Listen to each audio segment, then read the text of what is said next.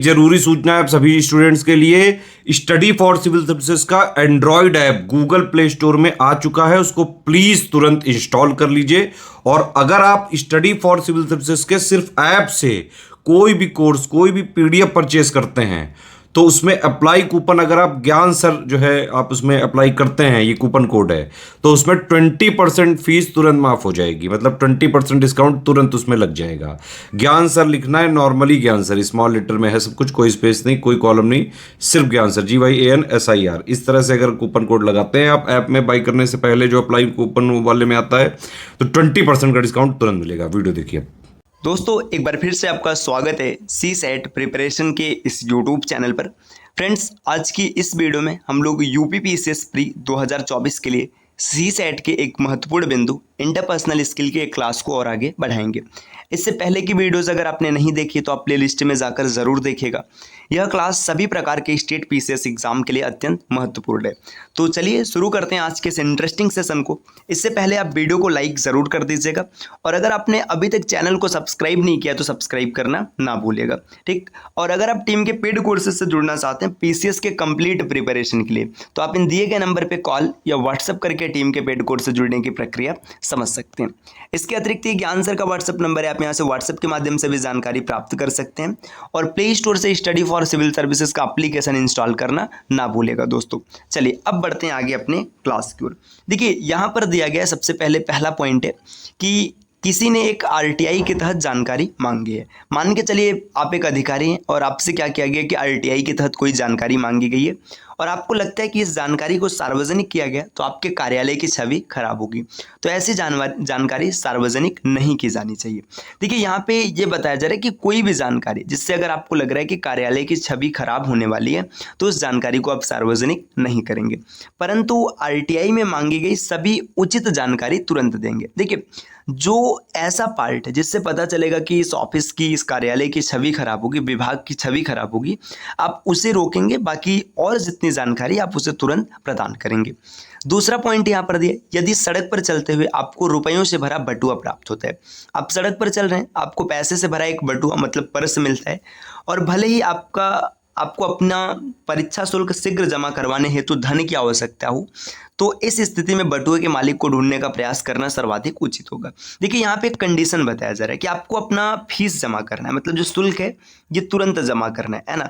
आपको पैसे की भी सख्त आवश्यकता है और आपको एक पर्स मिला, तो चाहे तो आप पर्स में से पैसा निकाल के अपना फीस जमा कर लीजिए, लेकिन नैतिकता क्या है कि जो बटुआ का मालिक है, मतलब जो पर्स का मालिक है, इसे ढूंढने का प्रयास करना उचित होगा। इस संदर्भ में प्राप्त बटुए को पुलिस को सौंप देना एक उपयुक्त निर्णय होगा। मतलब जो पर्स है आप इसे पुलिस को सौंप दीजिए, पुलिस उसके मालिक को ढूंढकर उसे वहां तक पहुंचा देगी। तीसरा पॉइंट यहाँ पर दिया, यदि आपके पड़ोस में के मकान में आग लग जाती है तो इस संदर्भ में आपके द्वारा आग बुझाने का प्रयास करना तथा अग्निशमन दल को सूचित करना ही सबसे उपयुक्त निर्णय होगा। देखिए यहाँ पे इंटरपर्सनल स्किल मतलब आपके ऐसे स्किल को चेक किया जा रहा है जो समाज के लिए अत्यंत आवश्यक है। आपके पड़ोस के मकान में आग लग गई है ना, अब आप क्या करेंगे? सबसे पहले तो मतलब तुरंत आप आग बुझाने का प्रयास करेंगे, अगर संभव है तो ठीक है, मतलब आप बुझा लेंगे। बाकी प्रयास के साथ साथ आपको क्या करना है, जो अग्निशमन दल है मतलब फायर विभाग है उसे आप तुरंत सूचित करेंगे, है ना। आगे दिया अंतर्ज्ञान या सहज ज्ञान मतलब इंट्यूशन में तर्क या तर्क संगत प्रक्रिया के उपयोग के बजाय वास्तविक प्रमाण के बिना भावनाओं, अनुभव या वृत्ति के द्वारा एक निर्णय पर स्थिरीकरण किया जाता है। मतलब जो अंतर्ज्ञान है इसमें जो सहज ज्ञान है ना, इसमें तर्क या तर्क संगत प्रक्रिया के उपयोग के बजाय, मतलब आप तर्क या तर्क संगत प्रक्रिया नहीं यूज करेंगे, बल्कि क्या होगा, वास्तविक प्रमाण के बिना, है ना, भावनाओं, अनुभव या वृत्ति के द्वारा एक निर्णय पर स्थिरीकरण लिया जाता है। अर्थात इसमें अनुभव, भावनाओं एवं संचित फसलों पर आधारित निर्णय लिया जाता है। मतलब वास्तविक ज्ञान को देखा ही नहीं जा रहा है, वास्तविक प्रमाण को देखा ही नहीं जा रहा है, जो अनुभव है, जो भावना है, इसके द्वारा मतलब इसमें निर्णय लिया जा रहा है। विभिन्न विभागों के महत्वपूर्ण विवादों को निपटाने में न्यायालय द्वारा तीव्रता लाने हेतु विशेष प्रयास या उपाय करने के साथ साथ संबंधित विभागों के अधिकारियों को भी विवाद निपटारे हेतु विशेष अधिकार दिए जाने आवश्यक होते हैं। मतलब ये बताया जा रहा है कि विभिन्न विभाग है ना, इसमें कुछ विवाद है, इसको निपटाने के लिए न्यायालय में तीव्रता तो लाया ही जाएगा, साथ ही साथ जो विशेष विभाग है ना उसके अधिकारियों को भी मतलब विशेष अधिकार दिया गया है कि आप ऐसे विवादों को निपटा सकते हैं। इस प्रकार न्यायालयों पर से अतिरिक्त बोझ कम होता है और यह उनकी कार्य गति को बढ़ा देता है, जो पुनः इसी मामले हेतु लाभदायक सिद्ध होता है। अब क्या होगा कि भाई जब बोझ कम हो जाएगा तो कार्य जल्दी होगा, और कार्य जल्दी होगा तो फिर मतलब फायदा होगा, है ना। आगे दिया है कार्यस्थल पर समता, इक्विलिब्रियम एट प्लेस वर्क, मतलब आप कहीं पर काम कर रहे हो वहाँ पे सबको समान दृष्टि से देखा जाना चाहिए। का अर्थ है कर्मचारियों के समय एवं ऊर्जा का समक्ष एवं प्रभावी उपयोग करना। आगे दिया है चूंकि यह एक संसाधन है तो संसाधन आवंटक इस कार्य को करता है। इस प्रकार प्रबंधन तंत्र में संसाधक आवंटक संसाधनों में समुचित आवंटक के द्वारा अल्पकालिक समायोजनों एवं संरचनाओं परिवर्तनों में समता बनाए रखने का कार्य करता है। विकिरणक कर्मचारियों के व्यवहार एवं अभिवृष्टियों को प्रभावित करने के लिए सूचनाएं प्रवाहित करता है। व्यवधान सुधारक पर किसी अवांछित घटना या संकट के से निपटने का उत्तरदायित्व होता है। वार्ताकार प्रबंधकों एवं कर्मचारियों, यूनियनों, ग्राहकों या हितधारकों के साथ वार्ता के माध्यम से समाधान निकालता है। मतलब कुल मिलाजुला के ये बताया जा रहा है कार्यस्थल पर समता, मतलब जो कार्यस्थल है वहां पे समानता का क्या तर्क होता है। आगे दिए सभी चमकने वाली वस्तु सोना नहीं होती, का अर्थ है कि किसी व्यक्ति को उसके रंग रूप के आधार पर आंकना नहीं चाहिए। देखिए यहाँ पे बताया जा रहा है सभी चमकने वाली चीज सोना नहीं होती। इसका मतलब क्या है, कोई भी व्यक्ति है ना उसके रंग रूप के आधार पर उसे आंकना नहीं चाहिए। भाई वो एकदम फटे हाल दिख रहे हैं तो ऐसा नहीं कि आप अंदाजा लगाएंगे कि सच में कमजोर है, फटे हाल है, या कोई बहुत ही हाव भाव में दिख रहा है, उसका एक्सप्रेशन एकदम अलग स्तर पर चल रहा है, तो ऐसा नहीं कि वो बहुत ज्यादा जानकारी, बहुत ज्यादा पहुंचा हुआ है, ये कहने का तात्पर्य है। विद्यालयों में विदेशी भाषाओं को बढ़ावा देने के पीछे मुख्य इरादा है कि भारतीय और विदेशी भाषाओं का समान महत्व। देखिए स्कूल में जो विदेशी भाषा है इसको बढ़ावा दिया जा रहा है, इसका मतलब ये माना जा रहा है ना कि जो भारत की भाषा और विदेशी भाषा है ये इनका महत्व समान है। वह जो मानता है कि सभी चीज़ों और जीवन में घटनाएं पूर्व निर्धारित होती है, वह एक भाग्यवादी मतलब फैटलिस्ट होता है। भाग्यवादी कर्म पर नहीं बल्कि भाग्य पर विश्वास करता है। उसे लगता है कि जीवन में घटित होने वाली सभी घटनाएं पूर्व निर्धारित और निश्चित होती है। मतलब ये बताया जा रहा है कोई भी ऐसा व्यक्ति जो ये मानता है कि जीवन की सभी घटनाएं पूर्व निर्धारित है उसे फैटलिस्ट मतलब भाग्यवादी कहते हैं। अब भाग्यवादी क्या, ये कर्म पर भरोसा नहीं करते हैं, इनको लगता है कि जो चीज़ होना है वो तो होकर ही रहेगा, इसे परिवर्तित नहीं किया जा सकता। आगे दिया पूंजीवादी गरीबी तथा विकास के शीर्षोन्मुख उपागम को किसी न किसी रूप में आर्थिक असशक्तिकरण के स्रोत के रूप में जाना चाहिए। देखिए आर्थिक असशक्तिकरण मतलब आप आर्थिक रूप से सशक्त नहीं है, इसमें पूंजीवाद गरीबी विकास का जो मतलब मुख है वो नीचे की ओर जा रहा है, ये सब होना चाहिए। आगे दिया जा रहा है ना कि जबकि सहभागी विकास आर्थिक सशक्तिकरण का स्रोत है, तो यहाँ से ऑप्शनल क्वेश्चन सीधा बन सकता है कि पूंजीवाद क्या है, तो ये आर्थिक असशक्तिकरण है, गरीबी आर्थिक असशक्तिकरण है ना। जो विकास है ये ऊपर की ओर नहीं जा रहा है, आर्थिक असशक्तिकरण है। जबकि सहभागी विकास का मतलब आप सबको एक साथ लेकर चल रहे हैं, ये आर्थिक सशक्तिकरण का स्रोत माना जाएगा। आगे दोस्तों यहाँ पर देखिए अब दिया अंतर्वैयक्तिक कौशल एवं सह संप्रेषण कौशल, है ना। अब कुछ चीजें यहाँ पर दी गई हैं। देखिए संप्रेषण मतलब कम्युनिकेशन, सूचनाओं की प्राप्ति तथा सूचनाओं के प्रेषण का एक स्वाभाविक मानवीय एवं संगठनात्मक आवश्यकता है। देखिए ये बताया जा रहा है कि जो कम्युनिकेशन है, जो संप्रेषण होता है, ये जो सूचना है ना इनको प्राप्त करना है, सूचनाओं को प्रेषित करना है, इसका एक स्वाभाविक मानवीय एवं संगठनात्मक आवश्यकता है। मिलेट ने संचार को प्रशासनिक संगठनों का रक्तधारा बताया। देखिए प्रशासनिक संगठन, इसकी जो रक्त धारा है ये क्या है, ये संचार है मतलब कम्युनिकेशन है। तो आप सीधा सीधा बोल सकते हैं मिलेट ने कहा है कि जो कम्युनिकेशन होता है ये प्रशासनिक संगठन का रक्त धारा है। पीफनर के अनुसार संचार प्रबंध का हृदय है, मतलब जो मैनेजमेंट है इसका हर्ट कौन है, ये कम्युनिकेशन है।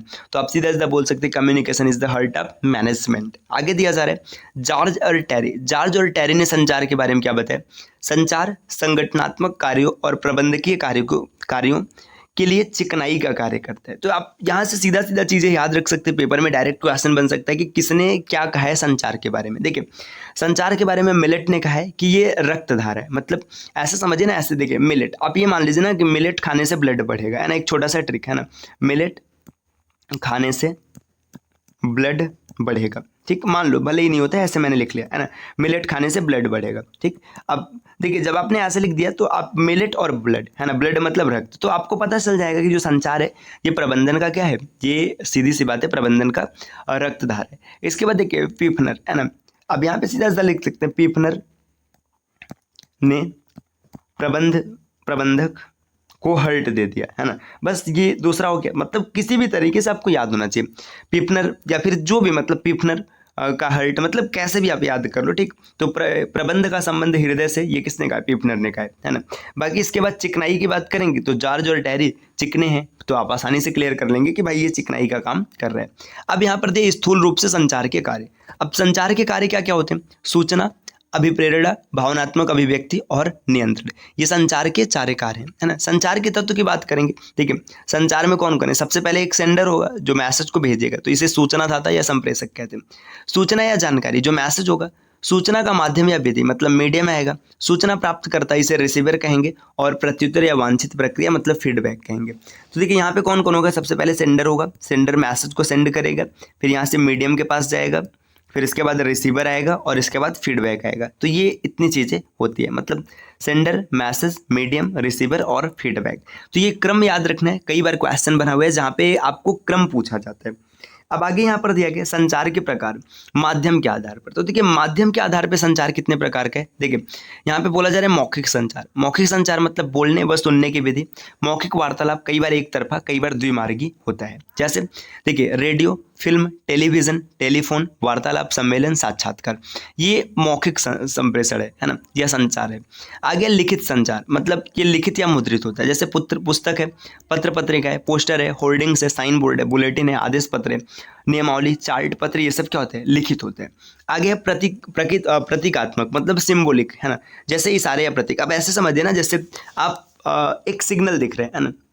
अब सिग्नल में यहाँ पर रेड है ना, इसके बाद येलो है, ग्रीन है। अब जैसे रेड होता है तो क्या कोई आपसे कहता है क्या कि रुक जाइए, नहीं कहता है। आप वहाँ पे सिग्नल देख के समझते हैं। जैसे आप हॉस्पिटल में जाइए, हॉस्पिटल में ऐसे मोबाइल बना रहते हैं, है ना, मोबाइल का ऐसा सिग्नल बना रहता है और फिर यहाँ पे इस पर क्रॉस लगा रहता है, मतलब आप समझ जाते हैं कि मोबाइल यूज़ करना नहीं है। तो ये सिंबॉलिक होते हैं। अब आगे दिया प्रवाह के आधार पर। प्रवाह के आधार पर इसका मतलब क्या हो जाएगा कि किस तरीके से इसका फ्लो है। तो दिया जा रहा है मतलब जो अंध संचार, मतलब डाउनवर्ड। डाउनवर्ड का मतलब क्या है कि आपका कम्युनिकेशन नीचे की ओर चलेगा। देखिए किसी संगठन में उच्च अधिकारी द्वारा निम्न या अधीनस्थ अधिकारियों को सूचना भेजना, मतलब ऊपर से नीचे की ओर आ रहा है, इसको डाउनवर्ड कहेंगे। इसकी प्रकृति प्रायः आदेशात्मक होती है, मतलब भाई आप बड़े हैं, आप किसी छोटे को कह रहे हैं तो आदेश देंगे, है ना। ये किसी भी प्रकार से हो सकता है। ऊर्ध्व मतलब ऊपर की ओर, तो ये जो नीचे वाला अधिकारी मतलब छोटा कर्मचारी हो बड़े कर्मचारी को देगा, है ना। ये प्रार्थनात्मक प्रकृति की होती है। भाई आप मतलब नीचे से ऊपर, मतलब ऐसा समझिए आप छोटे हैं, किसी बड़े को आदेश थोड़े ना देंगे, प्रार्थना करेंगे, है ना। जैसे मौखिक प्रार्थना, अनुमति मांगना, ये सब चीज़ें, है ना। और समस्तरी, समस्तरी का मतलब क्या होता है कि देखिए ये बताया जा रहा है कि जब संगठन या पदों व सोपान, मतलब एक क्रम में भाई दोनों के समान पद है, वहाँ पे जो होता है ये इसे समस्तरी कहते हैं। इसकी प्रकृति अत्यंत स्वाभाविक होती है, जैसे लिखित, मौखिक, रिपोर्ट, समूह कार्य, ये सब चीज़ें, है ना। आगे दिया जा रहा है अनौपचारिक संचार, मतलब इनफॉर्मल। अब मतलब फॉर्मल नहीं है ना। यहाँ पे बताया जा रहा है किसी संगठन के कार्मिकों में औपचारिक कार्यों, मतलब जो कार्यालयी कार्यों हैं इससे अलग, है ना, मतलब ऑफिशियल वर्क को छोड़ करके जो पारस्परिक संबंध है इसका कम्युनिकेशन अनऑफिशियल होता है। जैसे मित्र मंडली, क्लब, प्रशासनिक अनुभाग, जासूसी, ये सब, है ना। इसका जो सबसे बड़ा दोष है ये अफवाह का फैलाना है, मतलब जो मतलब जो अनऑफिशियल होता है इसमें क्या होता है, इसमें अफवाह फैलने की संभावना ज़्यादा रहती है।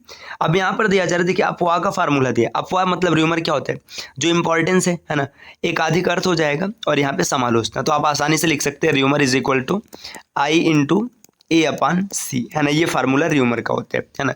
अब यहाँ पे कुछ चीज़ें दी हैं। सूचना प्राप्तकर्ता के आधार पर संचार व्यक्तिगत तथा सामूहिक भी हो सकता है। संगठनात्मक स्थिति के आधार पर संचार की 3 स्थितियाँ, आंतरिक संचार, और इसके बाद बाह्य संचार, और इसके बाद अंतर्वैयक्तिक संचार। ये 3 प्रकार के संचार हैं। अब संचार के माध्यम क्या हो सकते हैं दोस्तों, इसके बारे में हम लोग अगली क्लास में समझेंगे, है ना। ये क्लास कैसी लगी कमेंट करके ज़रूर बताइएगा, और टीम के पेड कोर्स से जुड़ने के लिए आप इन नंबर्स पे कॉल या व्हाट्सएप करके प्रक्रिया समझ सकते हैं। मिलते हैं दोस्तों आपसे नेक्स्ट वीडियो में, तब तक के लिए नमस्कार।